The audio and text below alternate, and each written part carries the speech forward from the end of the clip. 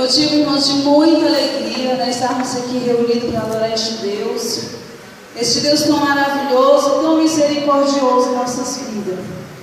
Eu ver ali, né, motivo de muita alegria, a nossa família tomou uma fila ali, então isso é motivo de muita alegria. Irmãos, porque quando a gente vê alguém da gente na casa do Senhor, só temos que agradecer, né? Porque quantos que estão lá no mundo fazem toda a vontade do inimigo, né? Mas quando estamos na casa do Senhor, com certeza estamos fazendo a vontade dele. Louvo a Deus, né, por esta igreja. Louvo a Deus pelo meu esposo que está ali, pela vida da minha irmã, da minha cunhada, da minha sobrinha. Louvo a Deus por esta igreja, pelo pastor, por cada irmão. Que Deus venha abençoar cada um de uma maneira especial. Essa família que eu aprendi a amar, graças a Deus. Irmãos, eu gostaria de ler na palavra do Senhor, no livro de Isaías 41, e o versículo 20. Foi uma palavra que o Senhor me deu. E Ele me deu para esta noite também, né? Para este lugar, esta palavra. Para que todos vejam e saibam e considerem e juntamente entendam que a mão do Senhor fez isso e o Santo de Israel os criou.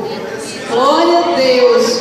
Irmão, mas pensa no versículo maravilhoso.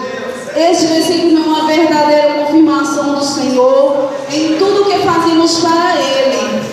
Um dia, irmão, eu estava muito preocupada com o meu ministério, porque eu vim para essa cidade aqui, parece que fiquei mais pequena do que o que eu sou. Eu falei, Jesus, mas o que está acontecendo? O que eu vim fazer neste lugar? O porquê que eu estou aqui? E fiquei questionando com o Senhor e Ele me deu este versículo. E eu me alegrei novamente, estou aqui de pé na presença do meu Deus para fazer a vontade dEle. E hoje Ele deu este versículo para vocês, confirmando esse maravilhoso trabalho que o Senhor levantou. Eu comento com a cidade, com quem eu vejo, quando eu falo. Eu estive na posse ali do pastor Mauro e foi uma bênção. Eu tenho falado para todas as pessoas, né? Eu glorifico muito por todos os benefícios do Senhor. Irmãos, eu conversei um dia com o pastor Mauro ali na casa dele, o porquê que o Senhor me trouxe a este lugar e as promessas que Ele me fez ao vir a este lugar. Irmãos, e hoje